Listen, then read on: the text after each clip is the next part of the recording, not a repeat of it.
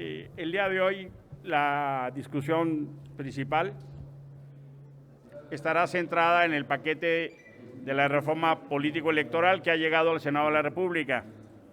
Hay distintas voces que han advertido sobre la importancia de retrasar la discusión, de hacer una revisión fundamental y profunda en términos de las implicaciones que esto tiene. Están con nosotros el día de hoy 5 ciudadanas, ciudadanos que representan distintas causas del medio ambiente, de derechos humanos, de la diversidad sexual, de las juventudes. Está Gema Santana, Pablo Marín, Arturo Aramburu, Carlos Flores y Aurelien Guillert.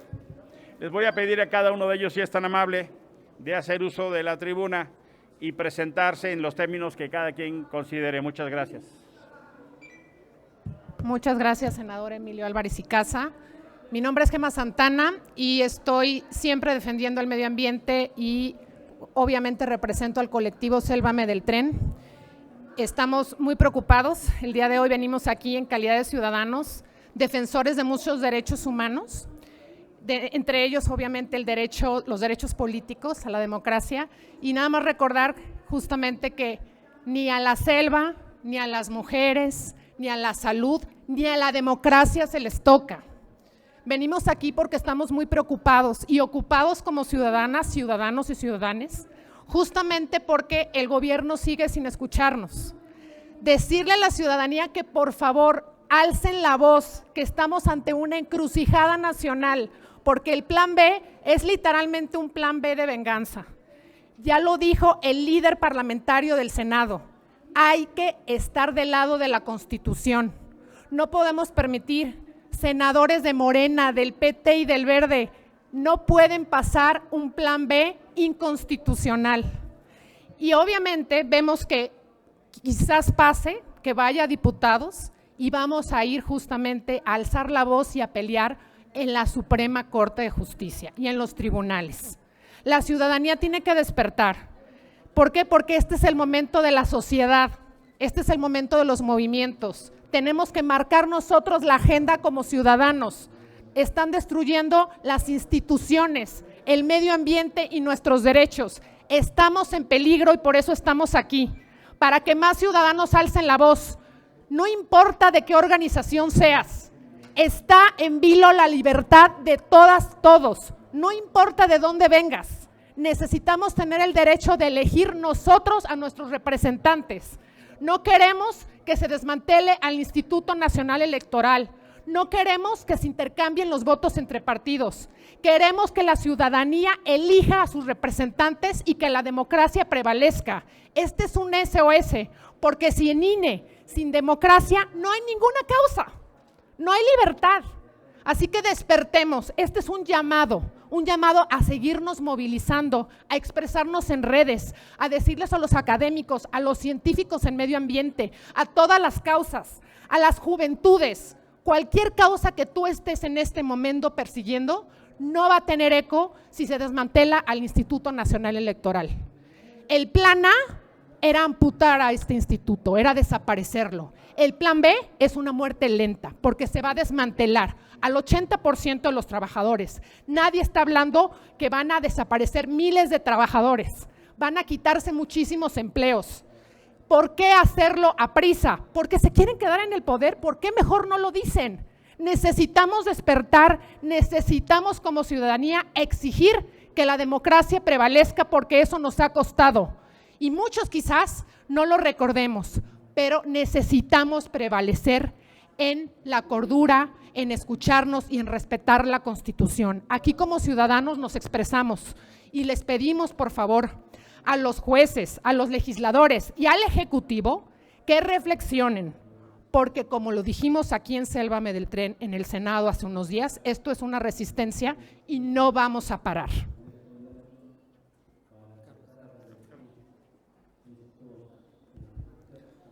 Buenos días a todas, a todos. Soy Carlos Flores del Instituto de Estudios para la Transición a la Democracia, el IETD. La iniciativa de reforma electoral a nivel constitucional que el presidente de la República, Andrés Manuel López Obrador, presentó al Poder Legislativo, como ustedes saben, no logró la mayoría calificada en la Cámara de Diputados y por lo tanto fue rechazada. la movilización de la ciudadanía el 13 de noviembre del año en curso fue muy importante y la responsabilidad pública de las fuerzas políticas de oposición, también en las cámaras del Congreso de la Unión, fueron suficientes para contener el intento autoritario de captura del Instituto Nacional Electoral y las regresivas modificaciones a nuestro sistema electoral. Hoy las elecciones están en riesgo. La democracia que hemos construido durante más de 3 décadas en colectivo están a punto de caer. Estamos en riesgo de llegar al 2024 con reglas imperfectas, inconstitucionales y completamente amañadas para que el partido en el poder, para que el partido en el gobierno se perpetúe en esa posición.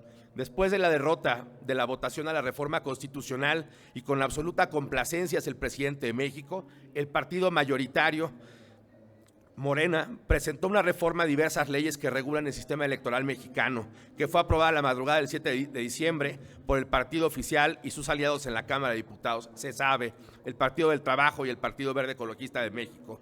Nuevamente, la división de poderes fue anulada por la sumisión de la coalición gobernante. El avance de esta reforma despreció el proceso legislativo, pero sobre todo se caracterizó por la ausencia de principios elementales en la deliberación de un régimen democrático. La escucha, el diálogo, el acuerdo posible mediante el más amplio consenso. El proceso legislativo dispensó todos los trámites y formalidades, incluida la discusión en comisiones. El propósito no fue discutir los méritos de la propuesta de reforma y lograr consensos entre todas las fuerzas políticas, sino mostrar que la mayoría simple con la que cuentan Morena, el PT y el Partido Verde es capaz de violentar el proceso legislativo para cumplir con las obsesiones del jefe del Ejecutivo. Las modificaciones a las instituciones electorales, sus procesos y sus procedimientos son muy graves. Repito, ponen en riesgo las elecciones libres, calificadas, legales, auténticas, como las que México ha tenido las últimas 3 décadas. Y el daño es en virtud de lo siguiente. Primero, un daño estructural al andamiaje de las instituciones, de los procedimientos y de la estructura ejecutiva que hace posible las elecciones en México. Segundo, hay un diseño institucional que desconoce el funcionamiento del INE.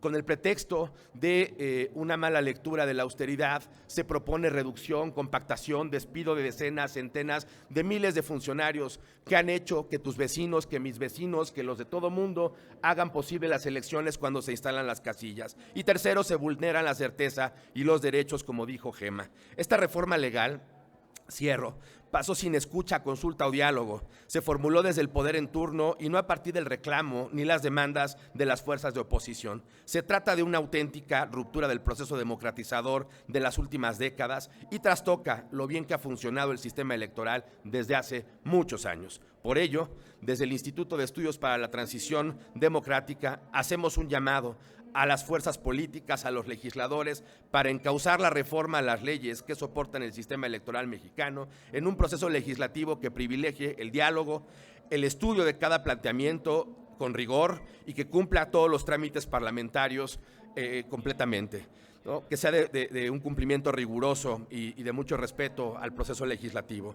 Los cambios se han aprobado en diputados, deben ser revisados, están siendo revisados por este Senado de la República y debe hacerlo sin prisa, con la mayor responsabilidad, pues la estabilidad política del país y la competencia libre están en riesgo si la reforma no se inscribe en un cauce constitucional, si se atenta contra la autonomía del INE, su servicio profesional, sus capacidades para organizar elecciones limpias, ciertas, legales y transparentes, habremos fracasado y volveremos a tiempos oscuros antes de la transición a la democracia. Me parece que los 21 bloques de detecciones, de inconstitucionalidades que ha planteado el senador Ricardo Monreal son suficiente argumento para rechazar por completo esa reforma. Y ha sido un trabajo muy importante, venturoso, ojalá que esos 21 bloques se reflejen en lo que va a aprobar el Senado que está en sus manos y que tiene la mayor responsabilidad. Muchas gracias. Buenos días, todas, todos, todes. Soy Aurelien, activista ambientalista y por los derechos de las poblaciones LGBTI, o sea, de la diversidad sexual y de género. Nuestra democracia joven, que pues estamos fechando en general en el año 2000 con la transición y el cambio de partido en el poder, está en crisis.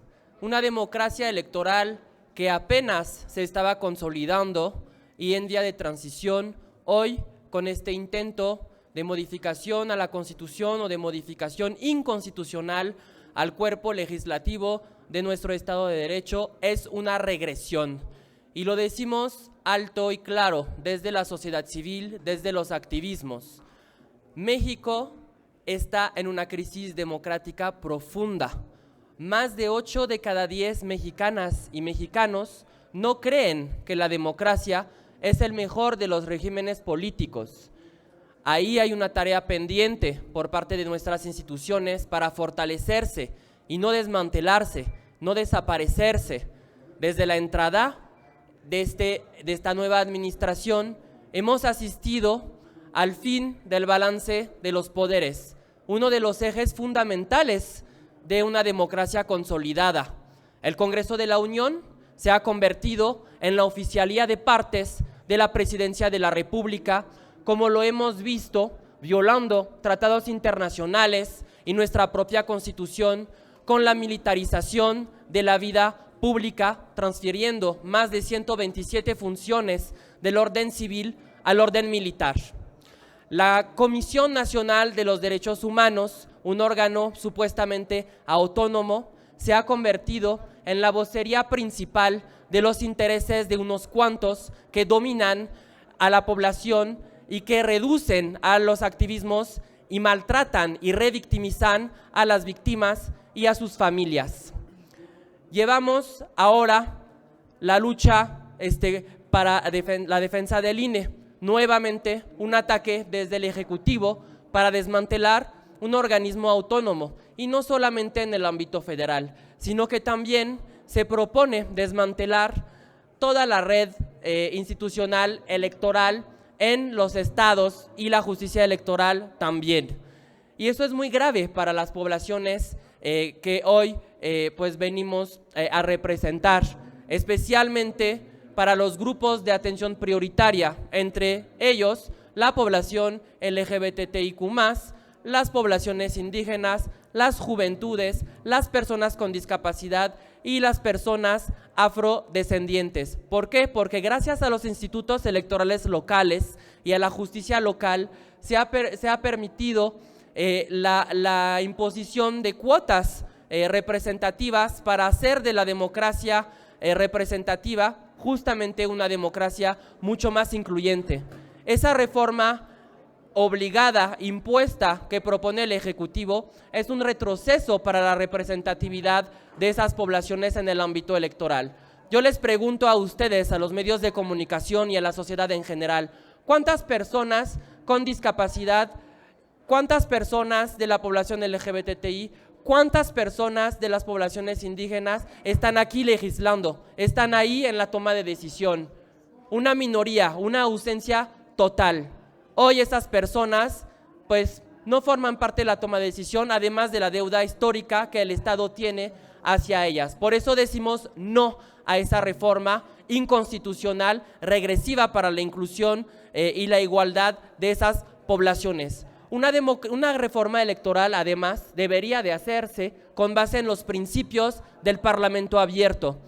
Todos los principios del Parlamento abierto han sido violados por el proceso actual de esa reforma electoral, sin participación social y ciudadana, sin invitación a la sociedad civil especializada en la materia, sin consulta ciudadana sobre el dictamen y las propuestas de modificación a las leyes, sin transparencia, en la opacidad total. Un pequeño grupo de personas que no representan a la población, que fueron electos, están ahora discutiendo en el oscurito qué nos van a imponer y cómo nos vamos a tener que organizar en México. Eso no lo podemos permitir. Recordemos el movimiento que lanzó en su momento el ingeniero Cuauhtémoc Cárdenas para democratizar a este país y donde muchas personas perdieron la vida, especialmente en el año 97. Desde las juventudes no podemos renegar nuestra memoria, no podemos olvidar este legado, y por eso hoy nos sumamos a esta resistencia y decimos no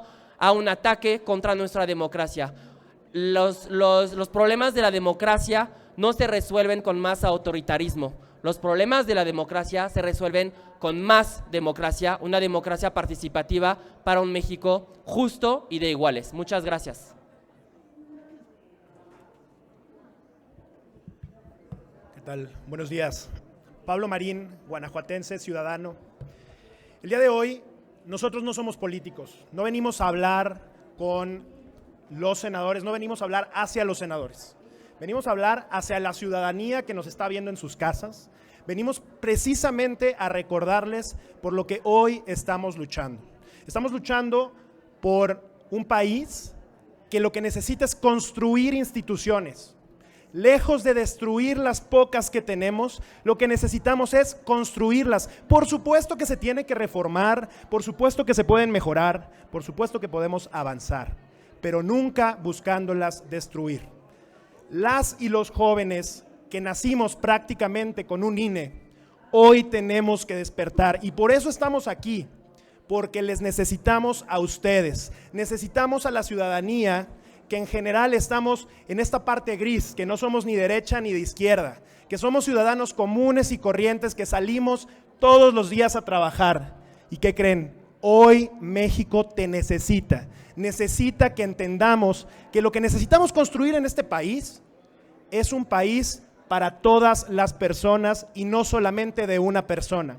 Este país que hoy urge a las mexicanas y a los mexicanos, pero que también urge a los jóvenes que no están entrando en razón para entender la urgencia de lo que está pasando. Sí, nosotros nacimos en un sistema medianamente democrático, que hoy está amenazado para ser destruido y no podemos permitirlo. Muchas gracias. Muy buen día a todas y todos. Soy Arturo Aramburu, no represento a un colectivo en específico. Prefiero presentarme como un ciudadano independiente porque creo que desde esta naturaleza es desde donde tendríamos que estar abordando esta lucha. No es necesario pertenecer a un colectivo, no es necesario pertenecer a un partido político para levantar la voz en contra de algo que nos molesta, en algo que nos incomoda. Y la máxima de cualquier movimiento social que pueda suceder internacionalmente es que justamente la ciudadanía no se manifiesta hasta que no entiende cuánto poder tiene, pero no sabe cuánto poder tendrá hasta que no se manifieste. Lo que vimos el pasado 13 de noviembre fue un chispazo de la actitud que tendríamos que seguir teniendo hoy en día. Entonces mi llamado no es para los senadores ni para las senadoras, que sería casi irónico pedirles que reflexionen sobre su voto cuando es más que evidente que su voto no va alineado a lo que creen y a lo que piensan, sino más bien este es un llamado a las juventudes para que sepamos y entendamos que lo que hicimos hace un mes no es suficiente, que lo que hicimos hace un mes es solamente una primera muestra de lo que tendríamos que estar haciendo de aquí a la elección del 2024 para darle a conocer a los senadores que hoy están votando que somos una juventud crítica, que somos una juventud informada, que somos una juventud que entiende que los procesos que se han dado para votar una reforma como la que hoy se está tomando en el Pleno no son las correctas y no son los consensos. Somos una juventud poderosa y lo vamos a demostrar manifestándonos y votando. Si ustedes nos los permiten, tenemos una pregunta. Les pregunta Carlos Guzmán, de CMX Noticias. Y de Aba Noticias de Veracruz. Consultarle, senador, sobre el tema de lo que estaba mencionando, ya está aquí parte del colectivo Sélvame del Tren, con algunos platicamos afuera de Palacio Nacional, cuando fueron a visitar, a intentar obviamente esta visita. Es preguntarle en el tema legislativo cómo van a dar la batalla el día de hoy. Hace unos instantes concluye una conferencia de medios por parte del presidente del INE, justamente mencionando los temas que están mencionando aquí los chicos, las señoritas. Pues es preguntarle cómo se va a dar la batalla legal respecto a esta reforma, senador, y los tiempos en dado caso de que esta pase para los amparos, y hay una fecha tentativa, serían colectivos los amparos. ¿Cómo van a ser, senador? Muchas gracias. En el bloque de contención hemos acordado dar una batalla en todas las etapas del proceso legislativo el día de hoy, desde la presentación hasta las reservas, pasando por toda la discusión. Creemos que una parte muy importante de la discusión no es para los oídos sordos de la mayoría, sino para que en el ámbito público, para que la gente entienda lo que está en riesgo. Vamos, por supuesto, y lo hemos convenido así, dar la batalla en cada uno de los temas. Queremos evidenciar el atropello que estamos pasando. Se trata de una modificación de más de 450 artículos. Son 5 distintos ordenamientos y la abrogación de una. Estamos hablando de un paquete de 6 leyes, por así decirlo. Y la verdad de las cosas es que el calado incluso ya llegó hasta que Pablo Gómez diga que se dejan cosas que amenazan y que son de extraordinaria gravedad. Para que Pablo Gómez lo diga, o sea, hasta sus propias voces internas se están llamando a la mesura. Por supuesto que la propuesta de saque será pedir que esto se detenga y que hagamos una reflexión porque están dejando cosas muy graves, lo vamos a evidenciar. Si el atropello continúa, irá a la Cámara de Diputados, donde se prevé que esto sea en fast track. El inicio de la batalla jurídica, que es la nueva etapa, parte a partir de la publicación. Una vez que esto se publique en el diario oficial, entonces hay 3 procesos de control constitucional que van a correr. La primera, la acción de inconstitucionalidad que vamos a presentar, ya en el bloque estamos trabajando en eso, vamos, no tenga duda, a dar esa batalla. La segunda es la controversia, quienes consideren que sus poderes, sus atribuciones están invadidos, como por ejemplo el INE, el Tribunal Electoral. Y la tercera, la vía de amparo. Ahí hay 2 vías. Directamente, por ejemplo, las y los empleados del INE, del Servicio Profesional Electoral Nacional, se está despidiendo o se quiere despedir al 84% de la estructura. Ellos y ellas, por supuesto que pueden acudir a esa vía, más las y los ciudadanos que consideren sus derechos políticos agraviados y sancionados. E incluso puede haber también la ruta al Tribunal Electoral del Poder Judicial de la Federación. Estas 4 distintas vías de lucha jurídica van a empezar en el momento en que se publique este atropello, de ser el caso. Y ya finalmente, respecto a este tema de los trabajadores, de inicio les dicen que acompañará como bloque opositor las demandas de los trabajadores que sean despedidos del INE. Es así. Una parte de la discusión de hoy será escuchar testimonios y voces de esas trabajadoras, de esos trabajadores, porque es que es un atropello. Es gente que lo que ha hecho es hacer cada vez mejores elecciones, cada vez se instalan más casillas en mejor tiempo, con mejor rendimiento, para evitar incertidumbres y conflictos. Y el premio que le da Morena y sus aliados es despedirlos. O sea, ¿cómo así que hacen mejor las cosas y la respuesta es despedirlos? ¿Cómo así que llevamos 30 años construyendo un servicio que dé certeza y garantía y muchos de ellos lo han hecho causa de su vida? Y la respuesta del Estado mexicano es mandarlos a la calle con una patada. Eso me parece una infamia. Muchas gracias. ¿Alguien? Perdón. Sí.